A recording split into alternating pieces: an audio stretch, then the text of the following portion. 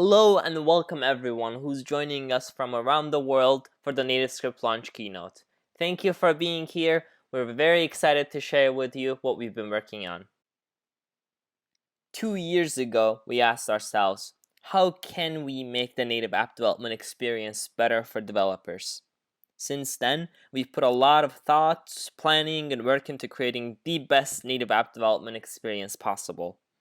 2 years later, today, you can only imagine how excited we are to launch NativeScript to help developers across the world build beautiful native apps. Over 83,000 developer hours have been spent on the creation of NativeScript, and we've involved our customers at every step of the way to build a remarkable product. Of course, none of this would be possible without you, our customers, so thank you all for your support along the way. We launched the NativeScript Insiders program last year to get developers more involved in the NativeScript development. Over 3,200 subscribed to the NativeScript Insiders program since then, and today we have over 5,000 that are tuned into the launch keynote. Today, this keynote changes everything we know about native app development. When you do bring such a large number of people together, there could be some technical issues during the webinar. If you do run into any issues, use the in-expo chat box to reach out to our team, and we'll be happy to help you. If you miss any part of this keynote, it will be recorded and made available on YouTube. My name is Ruslan, and I'm the Product Marketing Manager for NativeScript. I've seen this product evolve from its early stages to its current form, and I cannot wait to hear the feedback and results from our customers. Follow me on Twitter and share your thoughts and questions with me. I'd love to hear them. Now, we do have a lot to share with you in the months ahead, so be sure to follow the NativeScript and Telerik Twitter accounts to stay up to date with the latest news and updates. Now, we do have some pretty awesome prizes to give out today, including an iPhone 6, an Nexus 6, a PS4, an Xbox One, an Oculus Rift development kit, and a Raspberry Pi development kit. All you have to do to enter the raffle is to stay until the end of the webinar and ask a question using our Q&A chat box. With that being said, I have the honor of introducing today's speakers. With me today, I have Valio, who's the product manager for NativeScript. He'll be talking about what NativeScript is, how it works, and how it is different compared to some of the existing solutions in the market. Our senior developer advocate, TJ, will show you how great it is to build native apps using the NativeScript CLI. And last, but not the least, Sebastian, our developer advocate for Europe, will take the torch to walk you through building native apps using the Telerik Platform and NativeScript. And we'll have a live Q&A session at the end to answer as many questions as we can, so use the chat box to ask any questions that cross your mind. With that being said, I'd like to pass the microphone over to Valio to get started. Valio, take it away. Thank you, Ruslan. Now let's get started. My name is Valio Stoichev and I'm the technical product manager for NativeScript. Now I first want to start by explaining why we are actually building NativeScript. First of all, if you're not familiar with Telerik, you should know that Telerik is a company that started more than 10 years ago as a UI component vendor to help developers create better and more appealing websites. 4 years ago, we started working on implementing our first native UI libraries for mobile applications. We have a very successful UI libraries for Windows Phone, iOS and Android. With the transition to mobile technologies, we identified there is a very high demand from the users and from the companies that we are working with for delivering native mobile applications using the full capabilities of the mobile devices. So with this in mind, 2 years ago we started a team to work on the NativeScript product. With NativeScript we want to enable companies and developers to build modern, high-performance applications by using the technologies they are most comfortable with, which at this moment are the web technologies. And not only the JavaScript, CSS and HTML, but also the entire ecosystem of libraries that allows you to build great user experiences. So our goal was clearly defined: provide simple, easy and modern way to build cross-platform native mobile applications with the best possible user experience. You are going to hear these three words a lot during my presentation: simple, easy and modern. NativeScript is a modern framework because it gives you the ability to create mobile applications following the latest native user experience provided by the mobile platforms. There are a lot of researchers that are showing that well-designed applications add more value simply because they are used by more people more often. They attract more customers to download the application and keep the customers more happy and engaged with the application. And as seen from this slide, zero adoption equals zero return of investment. And of course, more adoption will lead to more return of investment, and this is a very, very important thing when companies start building their mobile strategies. As I mentioned, we decided to implement NativeScript framework to be as easy to use as possible. We're using standards-based JavaScript language for the application logic and standards-based CSS syntax for styling the UI. And we're using ECMAScript 5 JavaScript that runs in the same way on iOS and Android. Very soon we're going to release a support for ECMAScript 6, which will give you a huge development boost. If you can't wait for the ECMAScript 6 support, we also implemented TypeScript support as the first class citizen inside NativeScript. I'm sure you're happy with what you have seen so far, but there is one single feature in NativeScript which is my favorite and is favorite to many of the clients I talked with, and this is that we provide you with the support for third-party native libraries out of the box. This is a huge thing. You'll be able to reuse any native Java or Objective-C library in your NativeScript project. This single feature alone will reduce the amount of work you are required to put into the application development.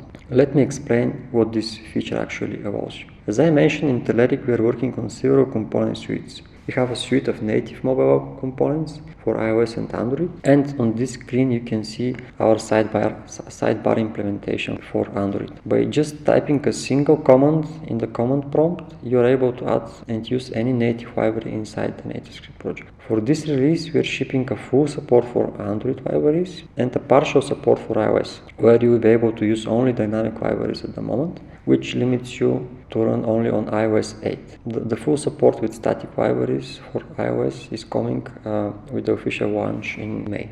On this slide you can see another example of a third-party native library. In this case, this is an advanced version of the list view control, which allows you to use gestures for shortcut actions with the list items. You can use virtualized collections, pull to refresh, filtering, grouping, and basically everything you need for your application to look and feel great. The next similar feature that we have in NativeScript is the integration with existing JavaScript libraries.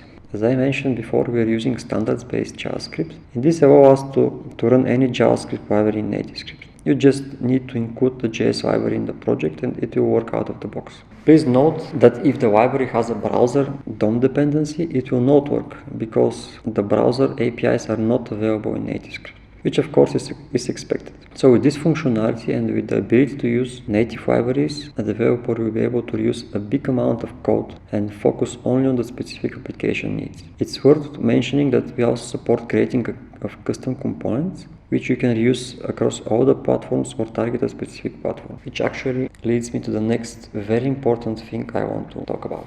As is always in the software development, there are no silver bullets. For some application scenarios, you need to use the entire UI across platforms just to get a faster development time or to have a better brand recognition. And of course, there are scenarios where you really need to tweak the UI to target a specific platform feature. Our thinking here is that both approaches to mobile development are valid, and that's why we're leaving the decision to you to choose which approach you will use in your application scenario. In this slide, you can see an application which is built from a single shared UI declaration. The UI for iOS and Android is very similar, but as you can see, even that you're using a shared code, the UI is following the native user experience patterns. You can see the tab bar is different, the search text field is different, and the Android specific tab bar is missing on the iOS screen. On the next slide, I want to show you the other approach in action, and this is how a platform specific UI can be implemented. On the left side, you can see an Android specific design, and on the right side is the Windows Phone specific implementation. The designs here are different. You can still reuse the application logic and application data if you want.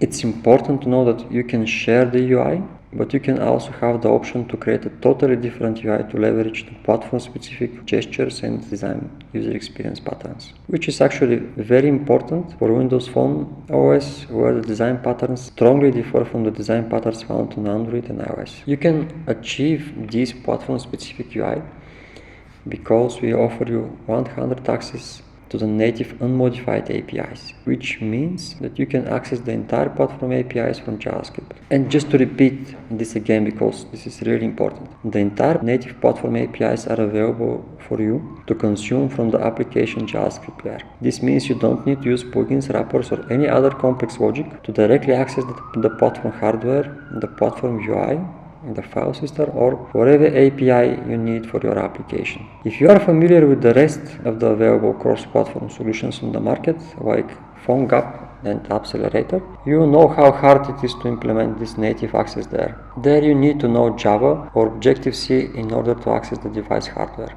Here only your JavaScript skills are enough to give you full access to the underlying native platform. With this feature actually comes in one very important advantage of NativeScript from a business perspective: 0-day support for new native platforms. You will be able to consume all the new APIs which Apple and Google and Microsoft are releasing in their new mobile platforms immediately. Any new UI, new notification system, or new hardware sensors that are released will be available in the same day in the NativeScript framework, because the native API is automatically available in the application layer without any modifications. Describing complex UI needs a framework that makes it easy. And that's why we're using a purposely built rich XML declarations where all the tags are targeting mobile UI apps.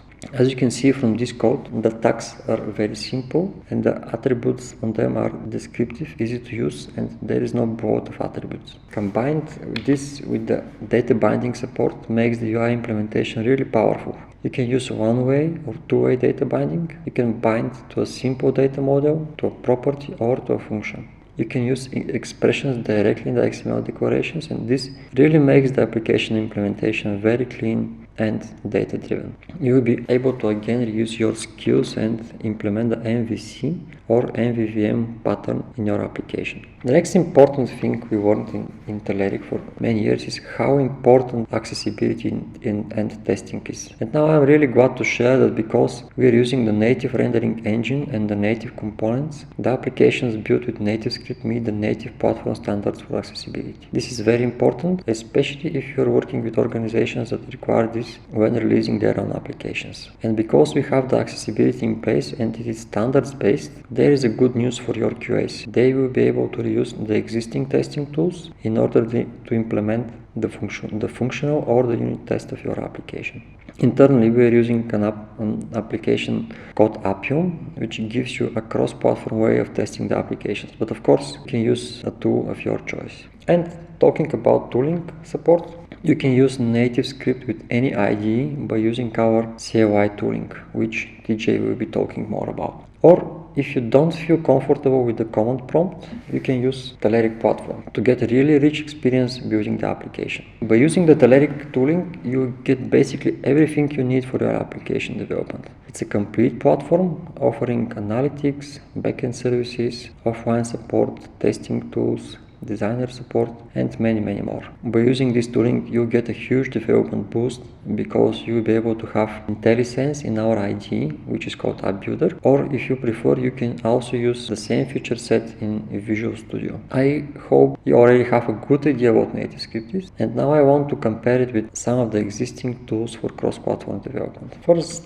let's start with PhoneGap. PhoneGap is running in a web view and is rendering HTML pages inside your mobile application. This means that the native platform user capabilities are not used, but rather you're writing your apps in the way you're writing websites. The code is rendered in a browser, and unfortunately this is not giving you the native user experience, and the app doesn't feel and perform like a native app. You also don't have direct access to the native API. You should know Java or Objective-C to write custom plugins in order to get access to the platform APIs. And because the WebView components are different on the different platforms, you have to deal with limitations and different behavior on the different platforms.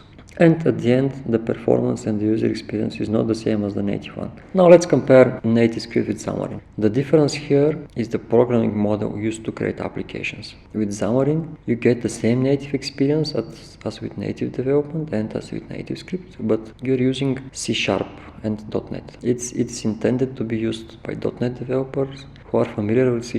This is, we think, a major limitation because we think it's hard for a web developer to get started with this development stack. It will require a lot of investment to learn their programming model. Of course, the other major difference here is that NativeScript is entirely open sourced under the Apache license, and you can read and contribute to the entire NativeScript implementation. Apart from these major differences, there are also some notable differences when you're using NativeScript as part of the Telerik platform. As part of the Telerik platform, you can build an iOS application directly from your Windows machine without a Mac, because we offer you with the ability to build the application in the cloud using the Telerik infrastructure. The other benefit of using Telerik platform, and this is actually a huge benefit, is that you can immediately see the changes in the application by using our live sync feature. Sebastian will talk more about this in his presentation. And now is actually a good time to say a big thank you to all the NativeScript insiders who gave us a very good feedback and shared some interesting scenarios to support with NativeScript. We run the Insiders program for more than 8 months now, and we will continue to run it even after V1 is shipped. So if you want to be part of the Insiders program, just let me know. So everything I mentioned until now is available with this beta release. As you can see, you have everything you need to get started building an app. So with V1 coming in May, we will focus on shipping the following new features. As I mentioned before, we will have support for third-party iOS static libraries, which means that, for example, CocoaPods, which is a huge repository for iOS libraries, will be supported. We will continue filling the missing cross-platform abstractions. Also in V1, we will have Windows support. It will be a preview version, and we offer a localization support, which is currently missing in the beta version. And I also want to share with you, if you missed from our announcement blog post, that we also open sourced our sample application, which you can see on GitHub, and you can also download from the Google Play Store. You just need to search for Tasks by Telerik, and this will be the first result. I really encourage you to take a look at the source code of the application on GitHub. It's available under the MIT license, and you can use it as a style guide about how to use NativeScript, how to structure the application, how to get the data, how to define the models, and how to define the UI views. And that's all I have on my side. Thank you everyone for your time. The next presenter is TJ, who will walk you through the process of building an app using the CLI tools. TJ? Awesome, Valio. That was great. My name's TJ Van Tol, and now that you have that little bit of an introduction to what NativeScript is, I'm super excited to be able to show you NativeScript in action, or show you what it can do. I'll be showing how to use NativeScript from the NativeScript CLI, which you can find more information about at nativescript.org. This is the free and open source way to use NativeScript, meaning that anything I show you today as part of my demo, you can use completely for free, without signing up for anything. But there are a few system requirements to be aware of. For those, you'll want to head to the CLI's GitHub repo at github.com/nativescript/nativescript-CLI. Specifically for the system requirements, you'll want to head to this link right here. The first thing you're going to need to have is a Node.js environment, as that's what the NativeScript CLI is written in. From there, the requirements will depend on the platform you want to build for. For Android, you're going to need to have an Android SDK, an Apache Ant installation to do builds, and a JDK installed on your development machine. For iOS development, you're going to need to have Xcode, the Xcode CLI tools, and an iOS SDK available on your Mac.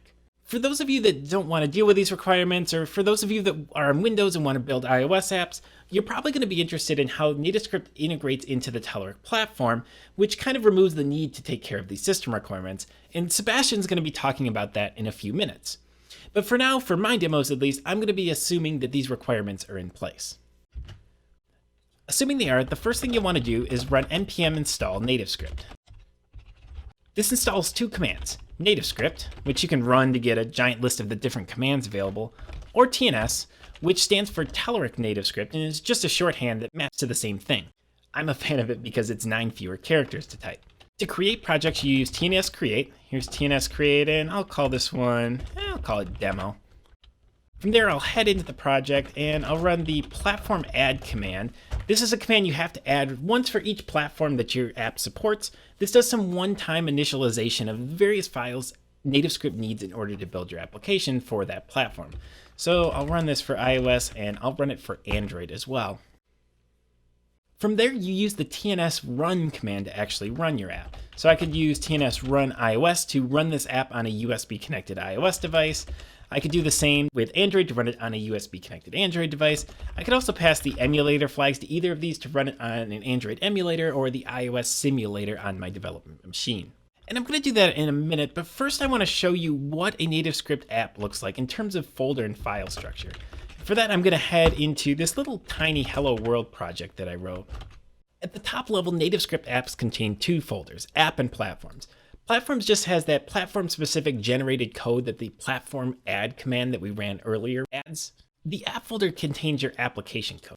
I'll be going over some of these other files momentarily, but I'm going to start in app.js because this is the first file that runs in your NativeScript app.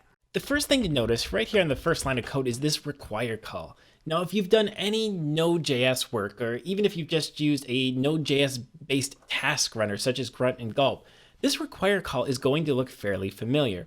In fact, NativeScript apps conform to the same common JS spec that Node apps do. Meaning, if you're already familiar with Node's conventions and the way Node works, you pretty much already know how to write files in NativeScript. Now in this case, this require command is requiring a TNS module. That's what this folder is here. TNS short again for Telerik NativeScript. And these are a bunch of NativeScript provided modules for common tasks. What's cool is that you can actually dig into these modules directly. If you were curious to see, for example, how NativeScript implemented an application on Android, you could just dig into this file and take a look at the native APIs that NativeScript is using. In this case, all this app.js is doing is saying, okay, let me grab that application module. I'm going to set its main module equal to this hello world view, basically saying this is the view that I would like my app to start on, and then just calling the start method to start your app. This being a simple app, the view actually is just a very simple XML file with 3 lines of code. In this case, it's just a page with a label that contains the text hello world. Now, I know what some of you must be thinking. Oh, XML, why in the world would you use XML? But as it turns out, although XML is a horrible way to describe data, I would never choose to store a data structure in XML. It's actually a really elegant way of describing an interface. HTML, for instance, is just a subset of XML. If you've done XAML before you're working in an XML environment, React.js recently has had a lot of success implementing user interfaces in an XML markup structure, and it actually works really well for NativeScript apps. Now, of course, this is a hello world example, so there's not much to this, but I'll show some more complex examples where you can see how elegant this UI structure ends up being. I have hello world here, so let's go ahead and run this. I'll head back to my CLI and I'll use the TNS run command. And let's do iOS and run this thing in the emulator. This normally takes a few seconds to run if the demo gods are with me today. And there we go. And there's the hello world on my screen.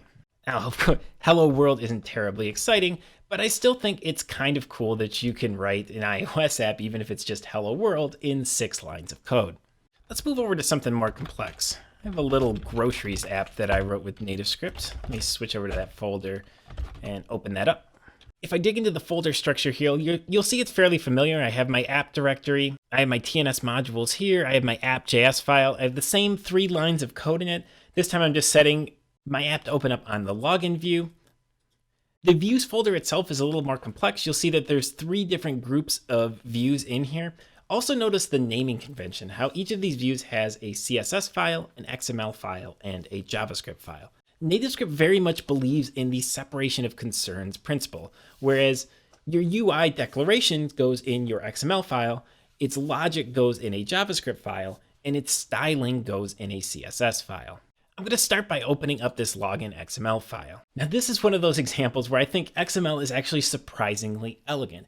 And I say that because before I even show you this app, and I will show you the app, I think you can get a pretty good idea of what this screen looks like just by looking at this XML. Things start up here with the stack layout. The stack layout is one of the 4 or 5 different mechanisms that NativeScript provides for you to lay out your pages or your views. Stack layout is the simplest one because it basically just says stack things up, either horizontally or vertically. The default is vertical, so this is just going to stack a bunch of things up on the screen. We have an image that sits on top. We have 2 text fields that each have a corresponding label for text or for username and password. And then we have 2 buttons, one to sign into this service and one to sign up for it. And let's go ahead and run this. This time I'll pick Android and start that up there. We'll go ahead and give that a second to load up. And all right. As you can see, it's pretty easy to map from this XML structure to what you actually see on the screen. In this case, it's just a pretty simple stack of elements. We'll look at a more complex layout momentarily, but the other thing I want to call your attention to is check out this double curly brace syntax right here. This is actually NativeScript's data binding syntax at play. So you might have noticed that when I opened up this app, I automatically had a username and password placed in these fields. So let's look at how that happens. I'll open up this login.js file, the logic associated with my view, and you'll again see two familiar things if you've done anything with Node before. We again see the require command to bring in the modules that this file needs, and you also see the exports keyword here.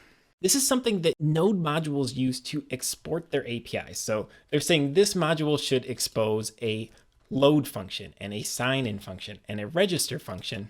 And in this case, these tie directly to my XML. You can see that I'm subscribing to the loaded event and I'm saying call the load function in my JavaScript file. Sign-in gets used as a tap handler of this first button, and register gets used as a tap handler of the second one. The data binding comes into play on this line here. During the load event, this file says set the binding context, or the object to use as a data binding base, as this user credentials object.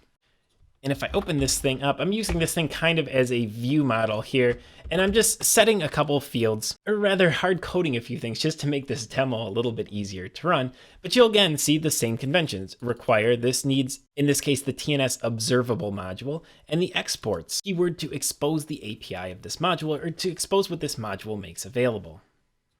What's cool about this data binding approach is these files end up being fairly loosely coupled.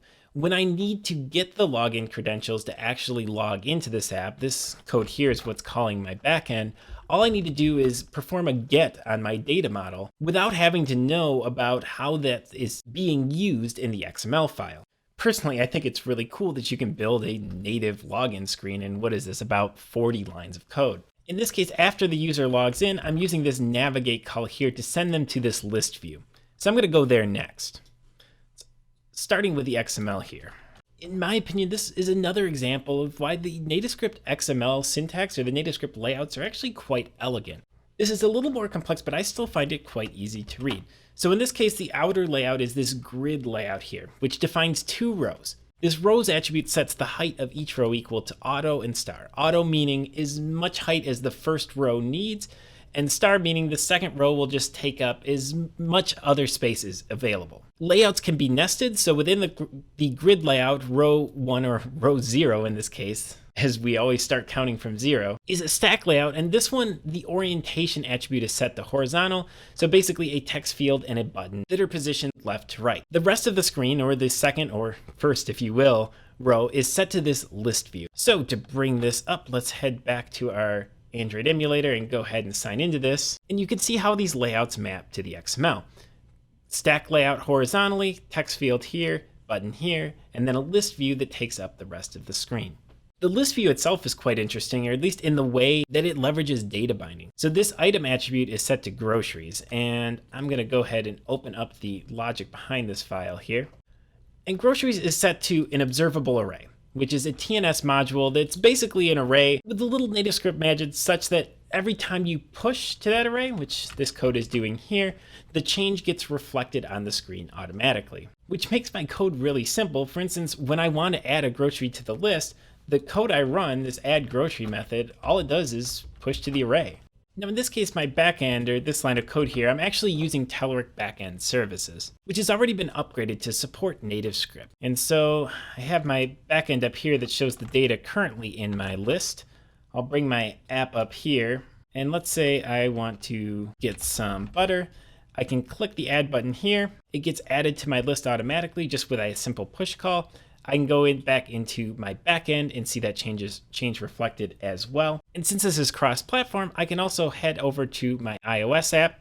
This is my iPhone running the app, and you can see the new items reflected there as well. Now it's important to note these are native controls, right? So there's no web view running here. So on iOS, for instance, this list view, you can see I automatically get the native iOS behavior.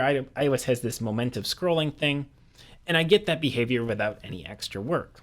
Now, to me, this groceries app is a really good example of where the cross-platform abstractions in NativeScript really shine. Even though this app is running natively on Android or iOS, I don't have really any Android or iOS specific code in my code base. In fact, the only thing I do have is I wanted to put a quick check in here. This page's load event actually sets the iOS page's title, so you can see this grocery list appears up here on the top of the screen. But NativeScript not only makes these quick little checks easy, but it also does quite well with more robust forking of your code for any platform-specific thing you want to do. As an example of this, I'm going to show one more app. Head over to this Maps app I wrote and fire this up in Sublime Text as well.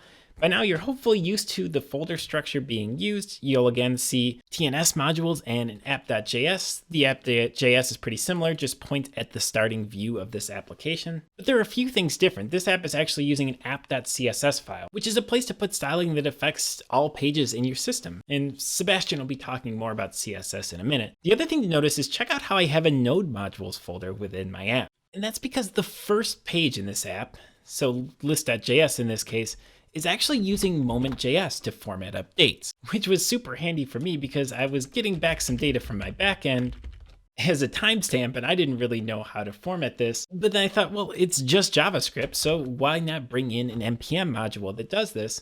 And so I'm able to take my timestamp, run it through Moment here, and get a very human readable format that I can put on my screen. Now, this list view is written in a cross-platform way, so there's no Android or iOS specific code in here. But the page it links to, the details view, does have a specific iOS implementation. And you can kind of see this by the naming convention here. Details.ios.js and details.ios.xml. This naming convention is something that NativeScript supports throughout, so for all types of files. And basically the way it works is if you provide one of these files for the platform-specific implementation, NativeScript will use it on that platform. So it'll use details.ios.xml on iOS automatically and fall back to this regular details.xml on other platforms. Now the interesting stuff is actually in this details.ios.js, because what I wanted to do for this app is I wanted to tie into the iOS mapping system, which is accessed through the MK-MapView API. And I was able to do so, this was just about 7 lines of code here, to create a native map for my iOS app. So if I bring it up here and go into the details here, you can see that this is actually a native app. I can zoom in and zoom out. The performance here feels really good. And my fallback implementation, at least at the moment, isn't quite so elegant. At the moment, all I'm doing is tossing a Google Maps static image up on the screen, which is certainly not ideal. And at some point, I'll want to go in and create a details.android.js and use a Google Maps-based solution for Android. But this example in general really highlights to me what is so powerful about NativeScript.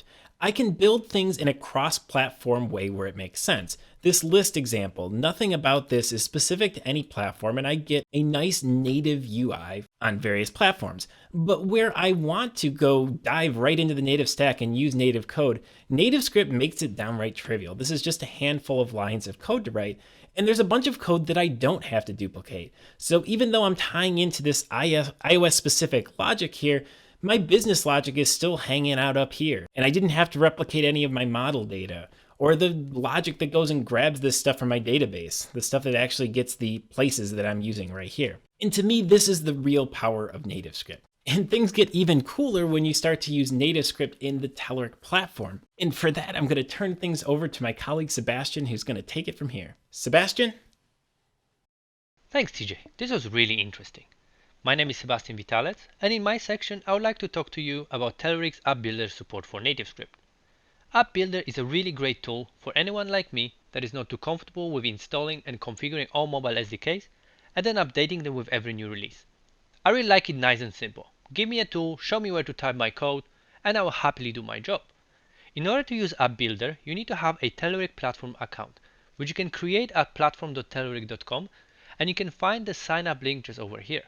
However, since I already have my account, let me just log in and we'll get going. The first thing that I would like to do is to create an area for our app. So let's call it Webinar Demo and create it. In order to create a NativeScript application, I just have to click here. we're gonna use the blank project. Let's give it a name, Hello World app, and create it. What is happening now? App Builder is creating the whole structure for the project and downloading all the necessary libraries to create a NativeScript application. We're almost there.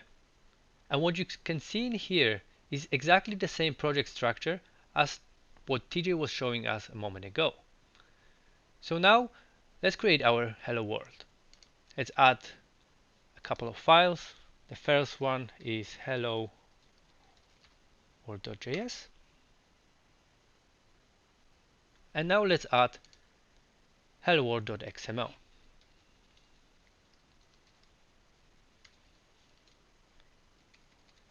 which is used for the logic required to render our UI. Let's add a page and a label with text saying hello world. One more thing we have to do is update our app.js and change main to hello world. Save that, and in order to build it, all I have to do is to go to run, press build, select app package, press next, and we are on our way. Here's where the magic starts. App Builder sends my Hello World code to our cloud build service, which builds the app for me. This means that I don't have to worry about SDKs or configuration or anything at all. All I have to do is wait for the service to complete and provide me with a download link and a QR code to scan. And the best thing is that this service works for iOS as well, which means that I don't need to have a Mac to build an iOS application. Now that the build is ready, let me bring up my device and now use the built-in QR code scanner to scan our app. Let's accept that and go to the download page. Now let's click OK, and if I swipe down, you can see that the app is just being downloaded to my phone. Let's open that, click install, and the application is about to be installed on my phone. Let's click open, and here it is, the amazing and never aging Hello World. I think that this is really great. Starting from scratch with no setup and almost no effort and 3 lines of code, I was able to build my app in the cloud and then deploy it directly to my phone. However, this gets even better when I add the NativeScript companion app to the equation, which you can download for iOS devices from App Store and for Android devices from Google Play. To show you how this actually works, let me just go back and build this time for companion app, hit next, and straight away we have our QR code. Now if I go back to my device and go back to my home page, I can open the companion app. And the companion app has a built-in QR code scanner. Let me just bring it up and scan the app.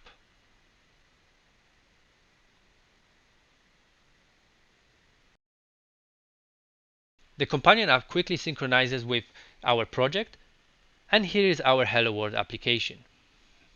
Now let me show you why this is so great. Let's close this, and what we can do now is add a little style sheet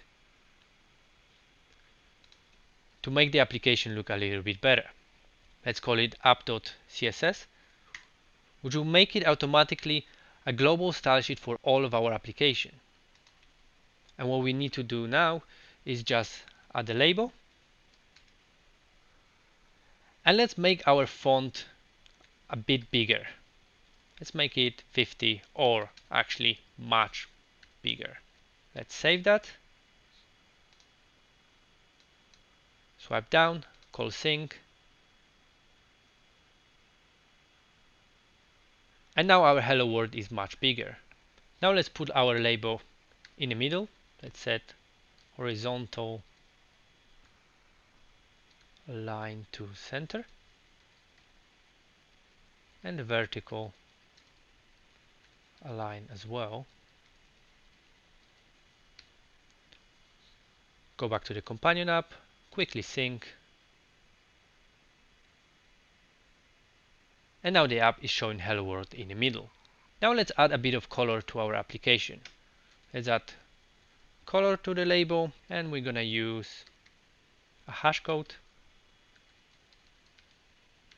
And let's add a background color. And let's make it green. Save that. Swipe down. Sync.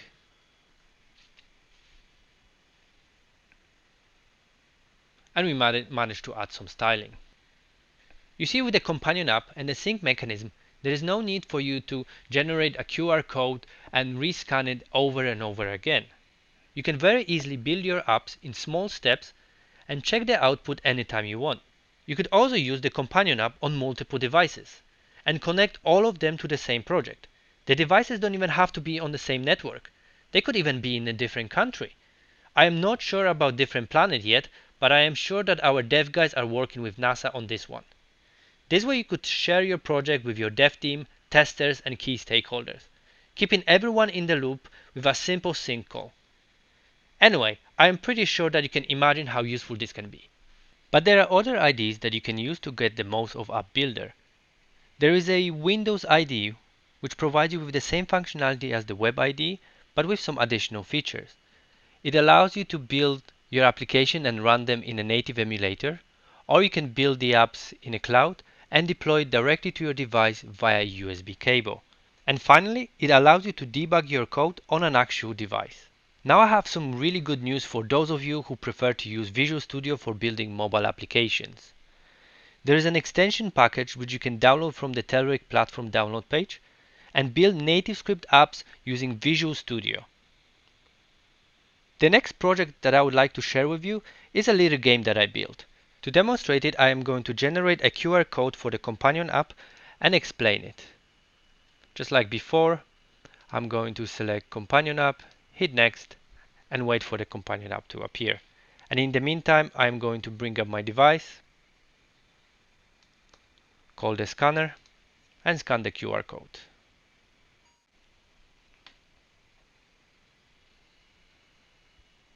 Now let me explain how this game works.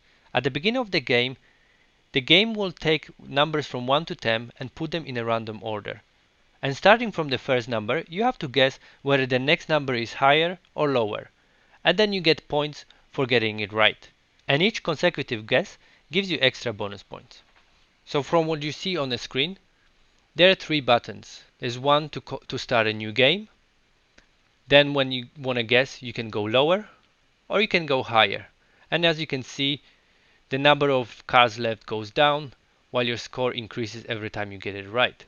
There's as well a little bar at the bottom that kind of gives you an idea whenever you scored points. So if I try to go higher again, now I got extra 3 points, higher again, extra 4 points. Let's go lower. Bad luck, we got it wrong. But we can keep playing until the end of the game. And the final result is 14 points.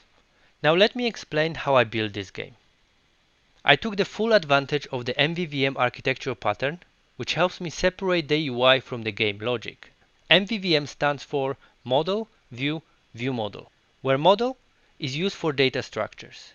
View is our XML code to describe the UI. And finally, the View Model, which is written in JavaScript, is where the application logic goes. But this is enough of theory. Now let me show you how all of this is connected. Let's start with the View Model definition. Over here, we have few things.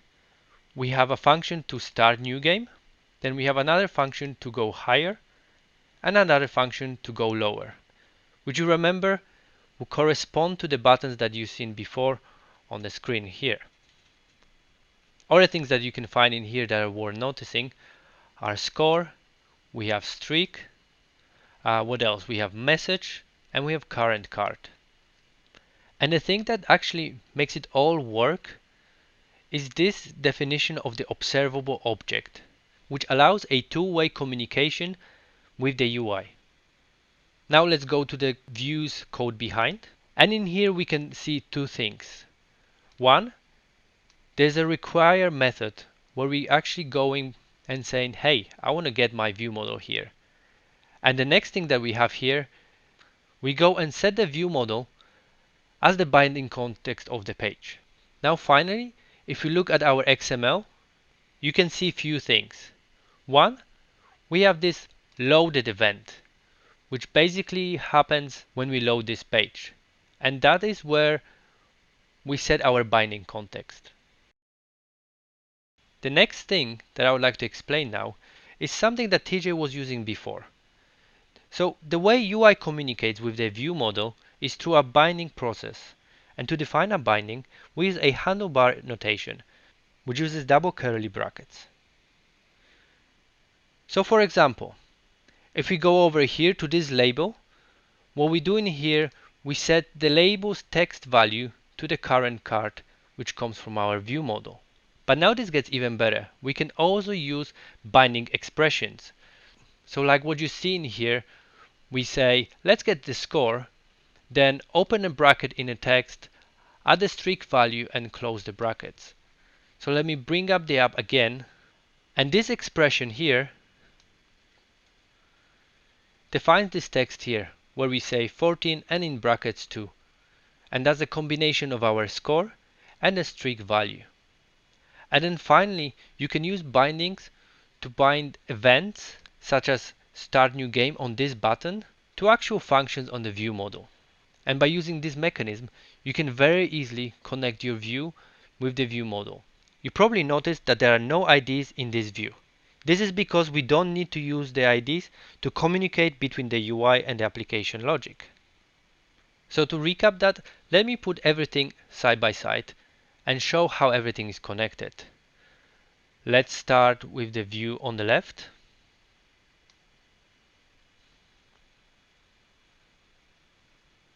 The view model on the right. And the code behind in the middle. So what happens here is basically on the right hand side, we define our view model. In the middle, we bind the page to our view model. And on the left hand side, we bind to events and attributes of our view model. So to show you how this works in action, let's add a text field that we are going to use to display and allow the users to edit the name of our player. And with this very small bit of code, we were able to actually get a text field and bind it to our value here. So at the beginning, this should show Sebastian. So let's go back to our device, sync it again, and see how it works. So immediately you can see that there is a new text box here that displays the initial value from our view model. But what I can do in here is if I change that to, let's say, Jack, and press new game, you can see straight away this says, good luck, Jack. And if I play, all messages will be referring to Jack, not Sebastian anymore. Now let me explain about the CSS bit. Rather than going for a proprietary styling mechanism, we decided to go with something that is widely used and well known. Our implementation of the styling engine strictly follows the CSS specifications on syntax and rules, including selectors and declarations. Now let me show you how this works within my application. Let me open the CSS file. I don't think we need that view model anymore, so let me close it. And I'm gonna make the file a little bit bigger. And let me resize the window a little bit. And we are ready to go. Each of the labels has a CSS class property which points into a style in our style sheet. And as for the buttons, we have a button type selector that makes all of our buttons nice and blue. And how does the UI know where to find the CSS for each page?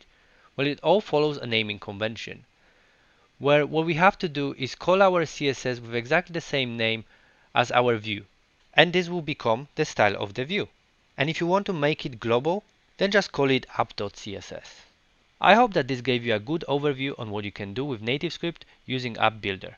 Also, you should have a much better understanding on how the binding and styling mechanisms work.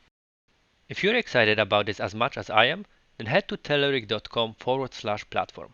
Create an account and try this out for yourself.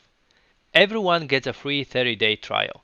In addition to App Builder, The platform offers a number of services to help you build mobile apps, such as a backend as a service, push notifications, analytics, and more.